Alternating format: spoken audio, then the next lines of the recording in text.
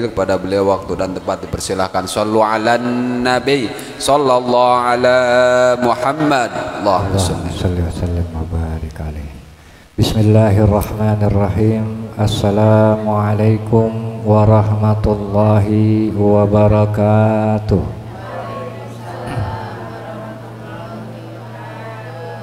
Alhamdulillahilladzi an'ama ni'matal iman wal islam wa ashhadu an la ilaha illallah wahdahu la syarikalah wa ashhadu anna Muhammadan abduhu wa rasuluh la nabiyya ba'da.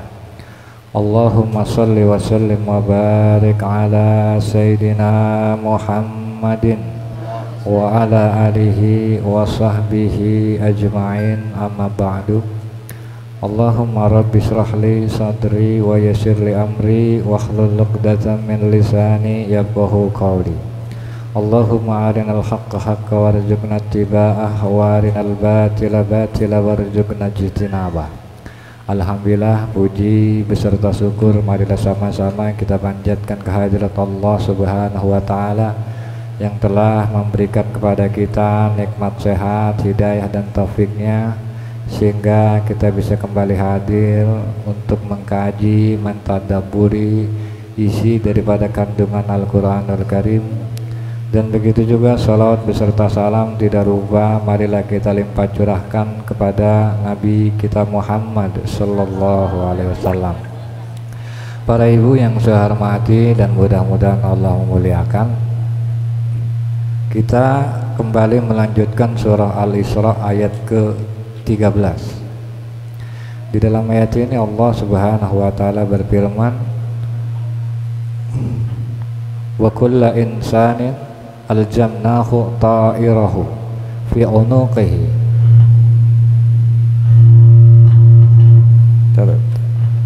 Tes nanti ini itu. Nah, dah.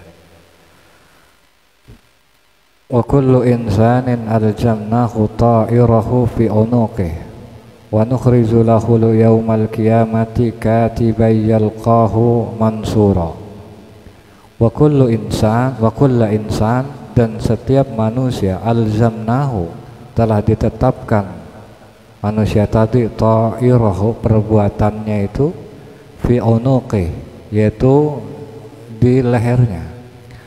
Wa nukhriju dan kami mengeluarkan lahu baginya yaumal qiyamah pada hari kiamat kitaban yaitu kitab yalqahu yang mana kitab tadi akan dijumpai mansuran dalam keadaan terbuka lebar. Nah di sini Bu ada kalau kata Syarawi kalimatun ta'iruhu yaitu kalimat ta'iruh. Maksudnya kalimat ta'iruhu ini yaitu amaluh yaitu amalnya. Karena kalau kita lihat arti ta'ir itu artinya burung. Kenapa kok di sini Allah katakan ta'iruhu itu dengan burung?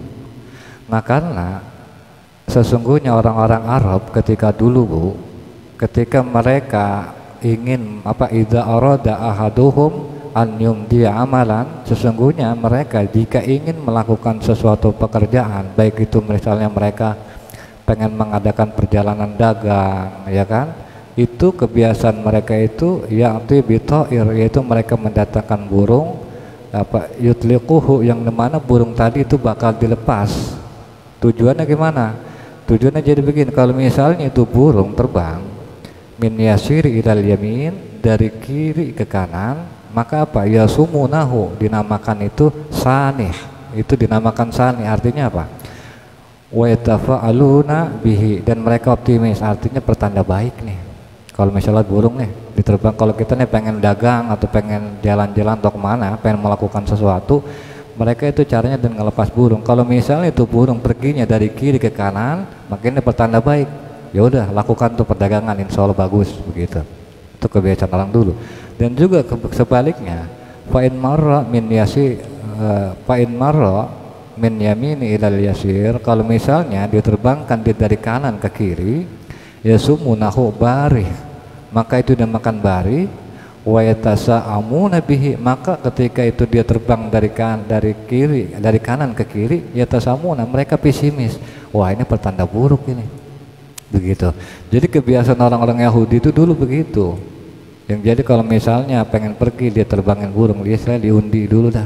Pengen tahu nih burung kemana. Kalau misalnya terbangnya dari kiri ke kanan petanda baik, kalau dari kanan ke kiri petanda buruk. Padahal ini adalah satu hal yang bertentangan dengan apa yang diajarkan oleh Rasulullah, Bu.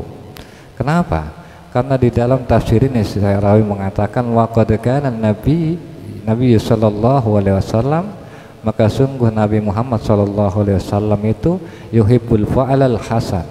Rasulullah itu menyukai bertanda baik, wala yuhibbut tasa'um. Dan Rasul itu enggak menyukai sifat pesimis. Artinya apa? Semua hari baik, ya kan? Enggak ada hari yang buruk. Semua hari-hari Allah adalah baik, gitu. Jadi Allah Rasulullah membenci. Kenapa, Bu? Kenapa Rasulullah pengen apa atau mengatakan bahwa semua hari baik, dan Rasulullah pengen apa? Pengen kita ini optimis. Karena apa? Karena di dalam tafsir ini mengatakan bahwa yang namanya karena pertanda baik yunsitu ajhajatal jism, karena itu mengaktifkan sistem tubuh anbisatan untuk memudahkan lil harokah, untuk memudahkan gerak. Kalau kita yakin, Bu, nih kita misalnya pengen memulai dagang, pengen memulai usaha, yakin, optimis, ya kan, insya Allah nih hari ini baik, insya Allah hari ini dagangan bakal laku. Kalau diawali, ibu mengawali, ya kan, hati ibu, pikiran ibu dengan sesuatu hal yang positif, maka kalau kata Syarawi itu bisa mengaktifkan sistem tubuh kita untuk gerak itu lebih semangat, gitu. Lain cerita kita udah mikir, waduh dagang udah sepi nih, dagang sepi pikiran misalnya, itu udah bikin lemes saya itu, gitu. Dan inilah kesalahan orang-orang apa? Orang-orang kaum musyrik ketika dulu itu caranya pengen apa-apa terbangin burung, jadi percaya sama burung. Sejenis apa? Suatu hal yang nggak ada kaitannya. Jadi yang namanya kita itu ya udah perbuatan kita, begitu, Bu. Jadi jangan apa? Kalau misalnya orang Arab dulu kan apa? Kalau misalnya ini burung dari kanan ke kiri, itu udah kesel sama burung, dimaki-maki itu burung, sialan nih bangke burung, gua pengen pergi dia terbangnya ke sono lagi, kan begitu, disalahin. Artinya apa? Pelajaran bisa ambil. Kalau dalam hal ini jangan menyalahkan faktor eksternal. Jadi nggak ada urusan mau dagang bagus, mau perjalanan kita diridhoi apa Allah apa enggak, ya tergantung bagaimana kitanya. Nggak ada urusan sama burung. Burung mah terbang ya sesuai kehendak dia lah, kan begitu. Artinya jangan menjadikan diri kita itu terpengaruh oleh orang lain, jangan kecewa gara-gara orang lain, jangan menyalahkan orang lain. Contoh, misalnya kita selain ngerasa sedih, sakit hati, kan gitu, kita sedih, sakit hati, kita salahin orang, dia gara-gara dia menghina gua, gara-gara dia merendahkan gua, gara-gara dia ngomongin gua. Jangan juga begitu, Bu. Kenapa? Sebenarnya semua pilihan tergantung ibu. Ketika orang lain ngomongin ibu pengen nggak sedih gara-gara dia? Kan pilihannya begitu. Kalau misalnya ibu pengen sedih gara-gara orang karena diomongin, ya sedih ibu. Tapi kalau misalnya ibu menolak, gua nggak bisa dibikin sedih cuma gara-gara dia, kan begitu. Apa-apa ngomong gua peduli, dia mau ngomong apa, yang penting gua makan, ya kan, gua nggak ngerepotin dia, dan gua nggak ngeribetin dia. Kalau dia ribet sendiri dah loh, begitu. Artinya jangan kita jadi sedih, jangan kita jadi sakit hati gara-gara orang. Kenapa, Bu? Karena tinggal tergantung ibu mau disakitin nggak sama dia, pengen dikecewain nggak sama dia. Kalau misalnya ibu pengen dikecewain sama dia, pengen disakitin, ya udah nikmatin ucapan dia itu menyakitkan, dia tanemin di hati ibu. Tapi kalau misalnya ibu mencoba menolak, masa bodoh, nggak peduli dia mau ngomong apa, ya kan, nggak ada urusan sama dia. Bahagia senengnya bukan karena dia, tapi bahagia senengnya gua, susah senengnya gua, tergantung gua, bukan orang lain, begitu, Bu. Dan juga wa nukhriju lahul yaumal qiyamah kitaban yalqa mansura, dan juga nanti Allah mengeluarkan lahu bagi mereka, yaitu kita ini manusia, yaumal qiyamah, pada hari kiamat itu, kitaban yalqahu mansura, yaitu kitab yang mana kitab ini akan apa, dihadapkan kepada kita akan jumpai kitab tadi itu dalam keadaan apa, mansuran, terbuka. Artinya segala catatan perbuatan yang kita lakukan di dunia itu apa, akan dibacakan, akan dihisap sama Allah Subhanahu wa ta'ala, begitu Bu Ana. Yang perlu kita ketahui Bu, yang namanya hisab itu sejatinya azab cuman pemanasan. Kenapa saya bilang begitu? Karena hisab itu artinya apa? Korengnya kita, boroknya kita dibacain di hadapan jutaan miliaran manusia nanti di padang mahsyar. Jangankan ngomong jutaan manusia dari zaman Nabi Adam sampai akhir zaman, satu kampung aja gitu udah meriang kalau diomongin orang. Apalagi itu terkait kesalahan memang kita salah. Nah sekarang yang kita ini punya amal perbuatan, punya kitab catatan, diomongin dari oleh manusia, diketahui oleh manusia dari zaman Nabi Adam sampai akhir zaman. Itu kan sejenis bentuk hukuman. Teman jatuhnya baru pemanasan, belum apa-apa itu, gitu. Makanya kalau orang-orang soleh seperti para nabi itu kan bighairi hisab, dia itu apa? Enggak melalui proses hisab. Nah cuman orang-orang kayak kita pasti melalui proses itu. Nah lantas bagaimana orang-orang beriman, apakah masih mungkin hisab? Mungkin, cuman bedanya Bu, bedanya yaitu apa? Ketika dihisab itu Allah Subhanahu wa taala nutupin hijab. Jadi ceritanya begini Bu, nanti di padang mahsyar itu semua dikumpulkan, seluruh manusia, dan bukan cuma manusia Bu. Sebelum manusia dihisab, yang dihisab dulu siapa? Yang dihisab oleh Allah sebelum manusia yaitu binatang. Jadi semua binatang nanti akan dihisab. Misalnya kijang itu pernah mati diterkam harimau, ya kan, di dunia. Maka nanti di kisos harimau itu di mana harimau akan kembali diterkam kijang. Begitu sebaliknya, misalnya apa, hewan yang gak bertanduk diseruduk sama hewan yang bertanduk mati, nanti akan dihisab kebalik. Itu tadi yang nanduk akan ditanduk. Tetapi bedanya Bu, ketika mereka udah melaksanakan kisos, ya kan, udah balas, saling membalas nih, Allah jadikan mereka tanah. Selesai urusan, nggak ada kelanjutan neraka surga, nggak ada. Mereka jadi apa? Allah jadikan tanah. Yang apa? Si harimau dijadikan tanah, kijang yang dimangsa dijadikan tanah, sama-sama dijadikan tanah, kelar urusan. Sampai orang-orang kayak kita nih manusia, orang-orang apa? Orang-orang kafir ngelihat kan itu kejadian itu, maka mereka bilang apa? Yaqulul kafiruna ya laitani kuntu turaba. Kalau kata orang kafir. Wa yaqulul kafirin, dan orang-orang kafir itu berkata ya laitani kuntu turaba. Alangkah lebih baik kalau gua coba dijadiin tanah aja. Enak kayak orang-orang kayak binatang. Selesai dia melakukan kisos, dihisab, udah jadi tanah, nggak ada hitungan surga, nggak ada neraka, kelar urusan. Nah itu harapan orang kafir ngelihat itu apa? Pengen berharap, pengen kayak binatang juga tuh. Kisos sekali selesai, mati dibayar mati, tusuk dibayar tusuk, kelar jadi tanah, nggak ada neraka surga. Tapi yang terjadi apa? Tetap setiap kita akan dihisab, ada proses kelanjutan, bukan cuma dihisab tentang catatan, akan ada surga, akan ada neraka. Nah setelah itu juga Bu, Allah apa? Innallaha yudanil mu'minin. Nanti Allah akan mendekatkan orang-orang mukmin, fayadahu alaihi kanafahu wa yasturuhu. Maka apa? Diturunkan oleh orang beriman itu sejenis hijab, yang mana hijab itu menutupi dia. Jadi ketika itu apa yang di dalam hijab itu apa? Cuma Allah sama dia dong yang tahu apa yang diomongin. Artinya Allah tetap menghisab, cuman ketika Allah menghisab nggak di hadapan orang banyak, ibarat kata di ruang khusus. Jadi manusia seluruh dunia itu nggak ada yang tahu aib kita, jeleknya kita, yang tahu cuma Allah. Kalau misalnya catatan kita orang beriman, maka apa kata Allah? Ata'rifuna dzamba, ata'rifuna dzamba. Kalau kata Allah apa? Apakah kamu tahu kamu pernah melaksanakan dosa ini?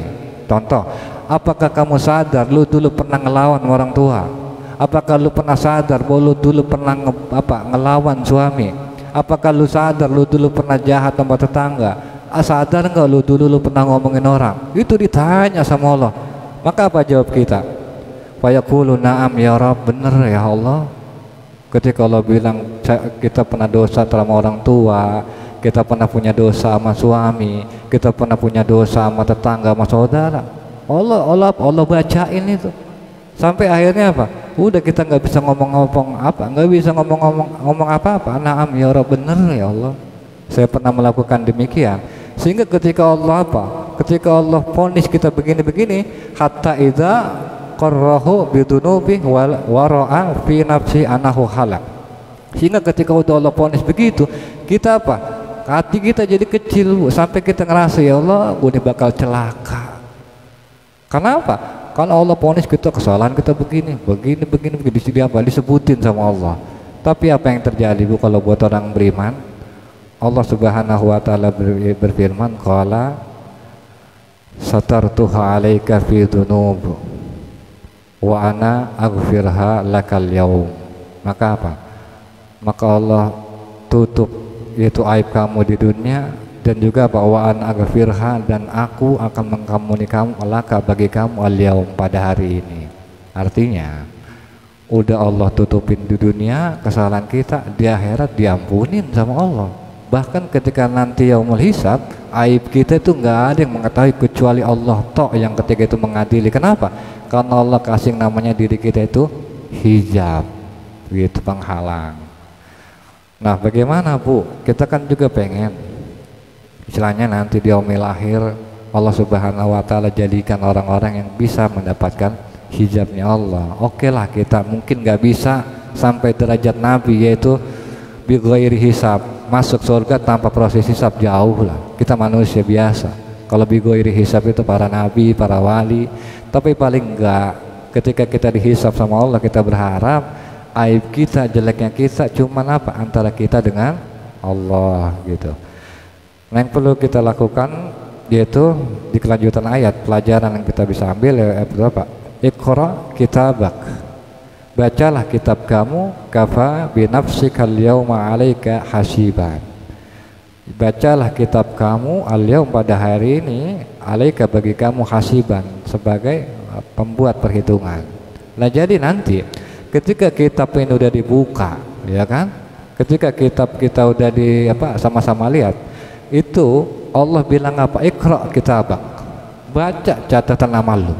Kalau kata Allah, baca catatan nama lu, kafa binafsik, cukuplah diri kamu itu al-yaum pada hari ini, alaika atas kamu itu hasiban, pembuat penghisab. Jadi cukup, Allah nggak perlu bilang ini. Allah bilang baca apa kesalahan lu, apa dosa-dosa lu, kan begitu.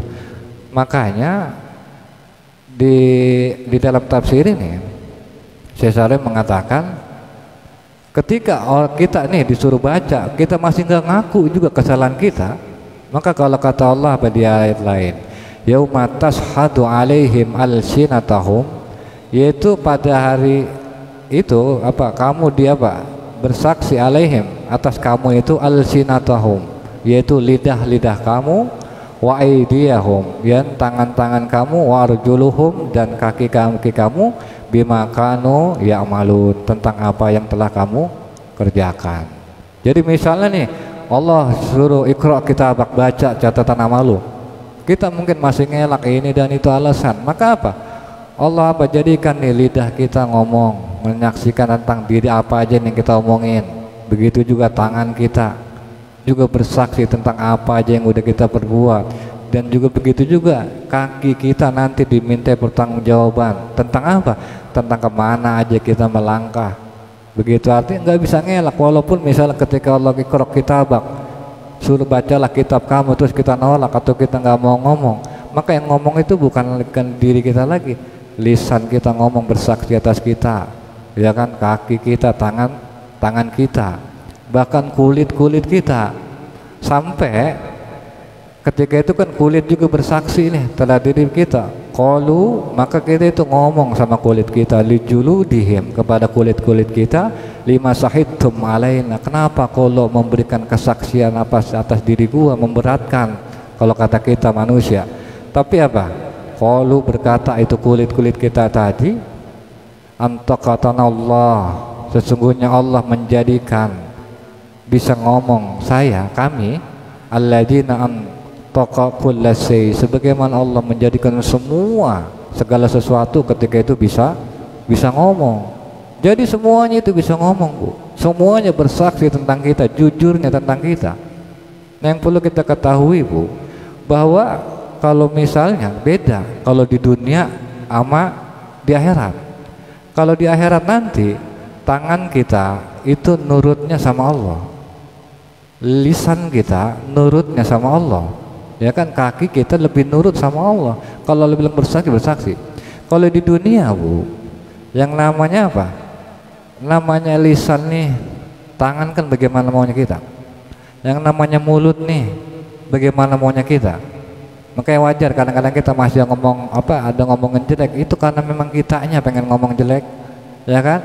Di selangkah kaki kita masih aja ngelangkain ke jalan-jalan yang nggak benar. Kenapa Bu? Karena memang pengennya kita. Dan yang namanya anggota tubuh ini nggak bisa apa-apa. Kalau kata kita jalan-jalan, kalau kata kita ngomongin jelek-jelek, mereka itu sebenarnya Bu, kalau kita mau tahu, kalau kata Syarawi, ketundukan anggota badan itu tuh bukan pertanda bahwa anggota badan kita ini ridho sama perbuatan kita. Ketika misalnya nih kita ngomongin orang, ya kan, jangan kira Ibu ketika kita ngomongin orang terus mulut kita nurut apa kata kita, jangan dikira mulut kita itu seneng, mulut kita itu apa, nggak suka, nggak pengen kita itu ngomong jelek. Begitu juga telinga. Walaupun telinga itu bagaimana kata kita, ada orang ngomongin jelek orang, kita dengerin. Telinga kita mah nggak pengen sebenarnya. Cuman karena diri kita yang maksa telinga dengerin loh. Gosip apa yang ada diomongin dia. Akhirnya apa? Didengerin sama telinga. Telinga mah sebenarnya nggak pengen. Buktinya nggak pengen apa Bu? Buktinya kayak kita kan lebih seneng nih dengerin yang baik-baik, dengerin kajian Al-Quran, kan begitu. Nah ini yang dipengen telinga kita. Bukan pengen dengerin kejelekan orang, bukan pengen dengerin kesalahan orang, bukan, telinga nggak pengen begitu. Pengennya mah telinga dengerin yang baik-baik, mulut pengennya mah diajak zikir kalau Ibu tahu, ya kan. Kaki Ibu kalau pengen Ibu tahu dilangkahin ke majelis-majelis ilmu, pengennya kaki Bu. Cuman terkadang kitanya yang kagak ngajakin aja, gitu. Kitanya nggak pengen aja. Padahal kalau Ibu tahu yang ada seluruh anggota tubuh kita pengennya sih diajak ke jalan yang Allah ridho, cuman ya kita kagak aja. Nah terus ibaratnya kalau mau diibaratkan Bu, itu ibarat kata seperti kejadian sekarang yang kita tahu Sambo, ya, Sambo punya anak buah Baradae, ya kan. Ketika itu suruh tembak-tembak, kan begitu. Kalau nurut, tapi kan Ibu kalau pengen tahu ya hati kecilnya Baradae nggak pengen. Bahkan ketika detik-detik dia mau nembak tuh Baradae, sempat kan dia berdoa sama Tuhannya, ya kan. Tuhannya dia bilang apa? Ya Allah, ubah isi hati Sambo supaya apa? Jangan nembak Brigadir J. Itu sampai Baradae dalam hatinya begitu. Nah seperti itu Bu anggota tubuh kita. Cuman karena anggota tubuh kita nggak bisa ngelak, ya diturut. Seperti Baradae disuruh Sambo tembak. Cuma nanti ketika di pengadilan, ya kan, Baradae bersaksi tentang kebenaran yang justru menjadikan Sambo itu tersungkur. Seperti itu Bu nanti di pengadilan akhirat. Begitu Bu, itu mungkin gambaran sekilas tentang itu semua. Nah, mungkin insya Allah nanti akan sedikit dijelaskan oleh Ustaz Abdul Hamid. Kepada beliau silakan. Akhirul kalam, wassalamualaikum warahmatullahi wabarakatuh.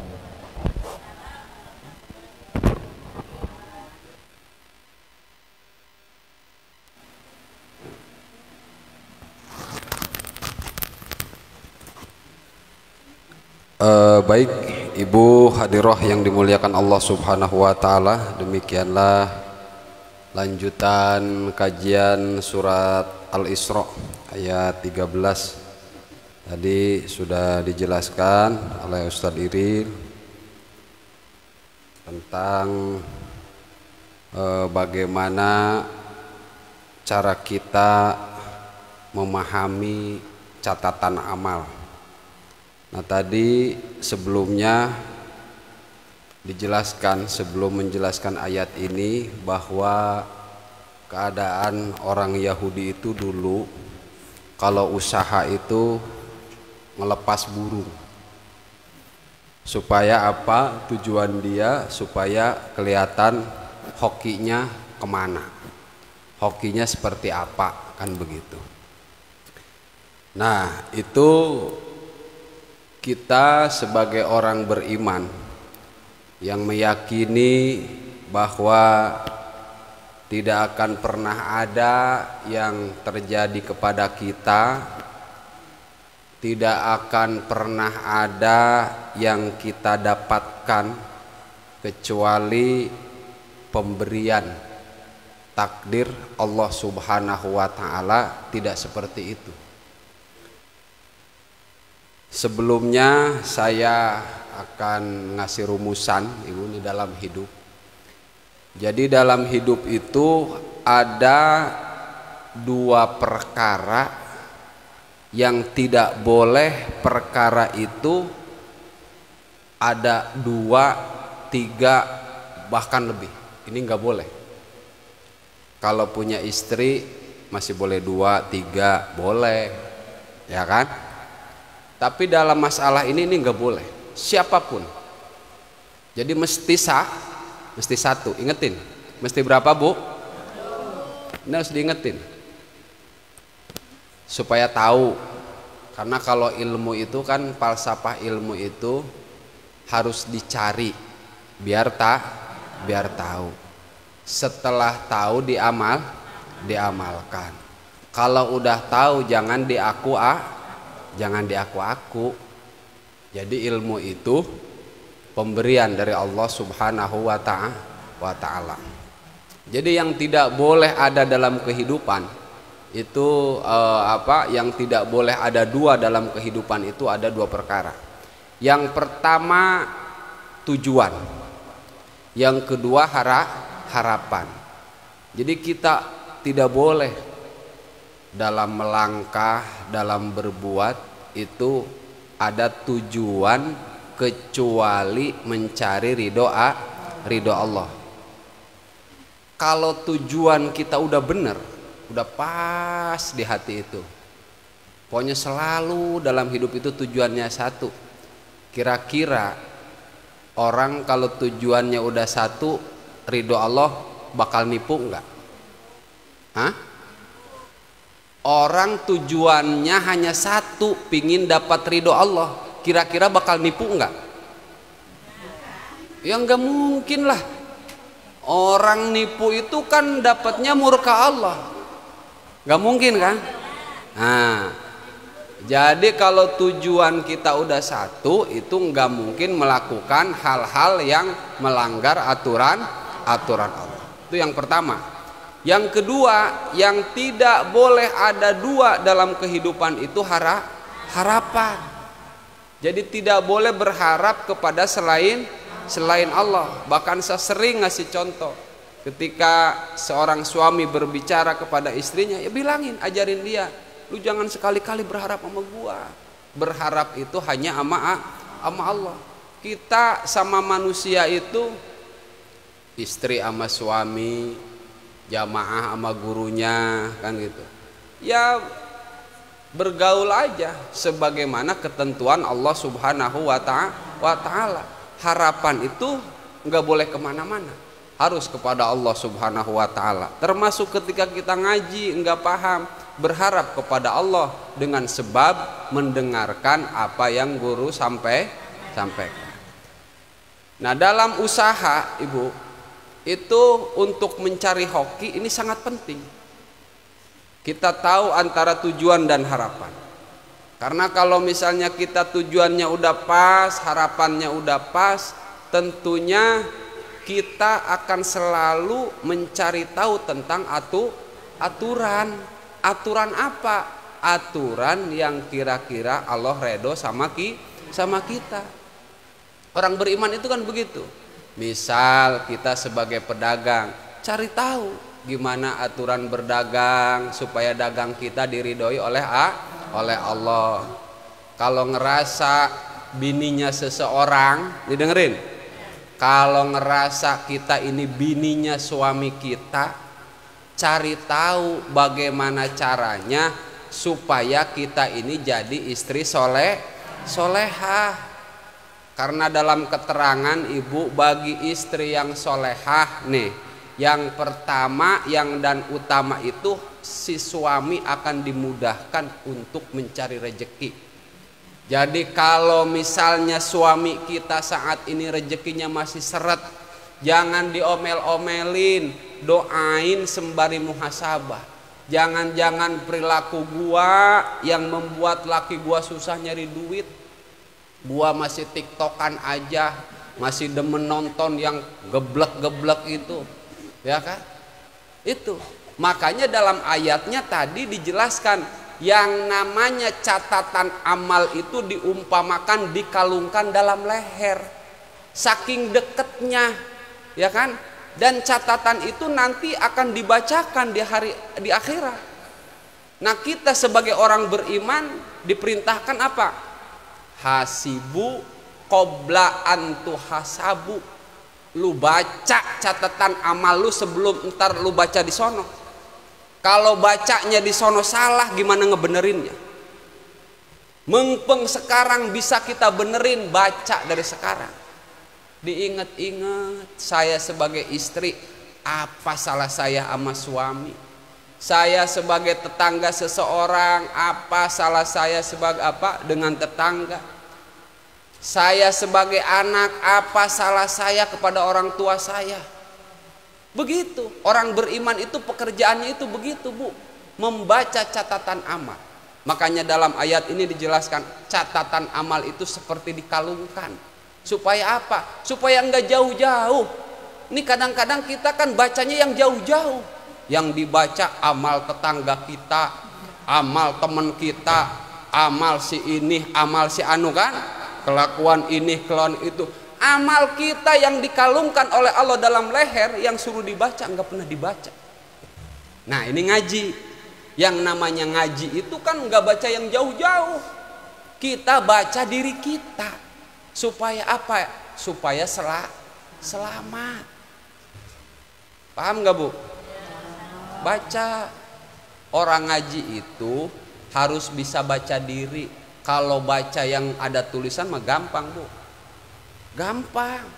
Baca Quran misalnya kan, asal ada tulisannya gampang kita baca. Apalagi baca WA udah gampang, semangat, kagak pernah bosan. Karena ada tulisannya. Kalau baca diri itu susah. Kenapa? Yang namanya baca diri itu kita harus punya pembimbing, harus punya guru. Makanya kudu ngaji. Makanya saya kasih tekniknya nih, Ibu, supaya ibu ini bisa baca diri. Jangan baca amal orang. Amal orang mah ya biarinlah, orang yang akan baca, yang akan mempertanggungjawabkan dia. Kita ini nanti akan baca amal kita.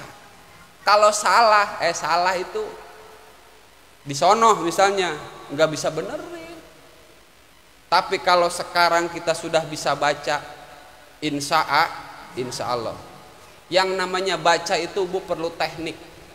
Baca Quran harus ada tekniknya, harus belajar. Baca tulisan yang lain juga seperti itu. Baca diri yang tidak kelihatan pun harus ada tekniknya. Tekniknya itu apa? Teknik yang pertama, kita harus mensucikan diri kita. Suci dari apa? Suci dari kemusyrikan, dari kekufuran. Jangan ada Tuhan selain Allah dalam hati kita. Makanya kenapa kan kalau ulama-ulama itu ngajarin kita ini bertorekot, banyak zikir, banyak mengucapkan lafaz Allah. Supaya apa? Supaya kita ini anteng panceg kepada diri, melihat diri kita yang udah kita lakukan ini udah bener apa belum, salah apa enggak. Kadang-kadang kan kita ini baru ngerasa-rasa, perasaan udah bener kan, begitu perasaan. Padahal hidup ini kan bukan perasaan, harus ada rasa bahwa kita ini bersama Allah Subhanahu wa ta'ala. Jadi sucikan hati kita dari kemusyrikan, dari kekufuran. Juga bersihkan hati kita dari kebencian kepada siapapun. Jadi kalau ibu masih sama laki masih gedegan, sama tetangga masih gampang tersinggung, itu udah susah. Makanya bersihkan hati. Makanya kalau habis sholat nih saya ajarin Bu, habis sholat kan, habis sholat itu kan baca istighfar, baca apa, kasih waktu sejenak yang kita tidak bicara, tidak memikirkan apapun, kosongkan hati kita, hanya Allah lah yang ada dalam hati kita. Dibiasain sebentar, dilatih. Di apa? Dilatih. Kalau masalah rejeki, Ibu nih, kalau masalah rejeki, jadi jangan sampai kita ini hidup cari hoki. Pokoknya kalau kita tunduk patuh pada aturan Allah, pasti hoki kalau hidup. Pasti apa? Hoki. Dan hoki itu kan bukan duit banyak. Emang kalau Ibu banyak duit mau ngapain? Saya tanya. Makanya kemarin saya ada nanya, Bang, katanya dagang goya gini udah pulang. Kan begitu saya ditanya, lah pulang goya gini aja kagak kemakan, kata saya. Ya kan? Lah ya iyalah. Kenapa saya mengatakan begitu? Saya bicara dari hati nurani. Emang benar. Cuman yang membuat kita kurang itu kan dorongan hawa nafsu. Kalau kita baca secara jernih, kita ini nggak ada yang kurang kok dari Allah Subhanahu wa taala. Yang membuat kita kurang, kemudian akhirnya susah untuk mengucapkan alhamdulillah dengan seluruh anugerah yang Allah berikan, karena kita terdorong hawa nafsu. Makanya hawa nafsu itu diapain Bu? Ya dikendaliin, dikelola gitu, dimomong hawa nafsu itu. Jangan dibalik. Jangan hawa nafsu yang momong kita, lantar keder kita. Kata nafsu begini ngikut, kata nafsu begini, dikendaliin. Misal mau berangkat ngaji, kata nafsu udah lo jangan ngaji, mendingan juga tiduran, udah perangin tuh, ditahan. Nggak bisa begitu, kan begitu. Jadi coba kita ini ngobrol dalam hidup itu antara nurani dengan nafsu itu bawa bicara. Karena kan dalam sifat manusia itu ada dua. Ada sifat yang seakan-akan malaikat, ada seakan-akan iblis. Nah, kita harus jadi manusia yang seutuhnya. Jadi manusia itu bukan berarti orang yang tidak pernah melakukan kesalahan. Tapi apa? Tapi yang namanya manusia itu orang yang berusaha untuk berbuat baik, dan ketika salah berusaha untuk memperbaiki. Sekarang kita mau bisa memperbaiki bagaimana? Orang baca aja kagak pernah. Maksudnya baca diri, baca catatan amal. Makanya ayat ini sangat penting. Bahasa Al-Quran, catatan amal itu dikalungkan di leher, saking dekatnya. Nanti di akhirat bakal dibacakan. Dan yang namanya mati itu Ibu hanya amal, catatan amal yang akan membersamai kita.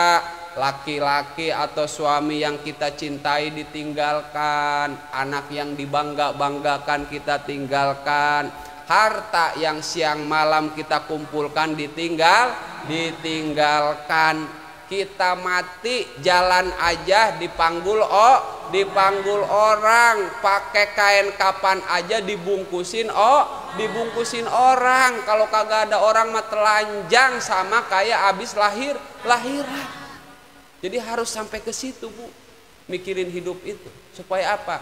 Supaya enggak kesono kemari gitu. Jadi kalau misalnya yang enggak punya duit sedikit sampai gundah banget gitu kan, makanya saya sengaja kalau mau kodimah itu alhamdulillah napas kita masih enggak perlu bantuan, sengaja. Karena kadang-kadang kita kan lupa, karena lagi enggak punya duit, enggak ingat napas kita masih mahal. Lah kalau misalnya kita enggak bisa bernapas, ke rumah sakit sehari berapa Bu beli oksigen?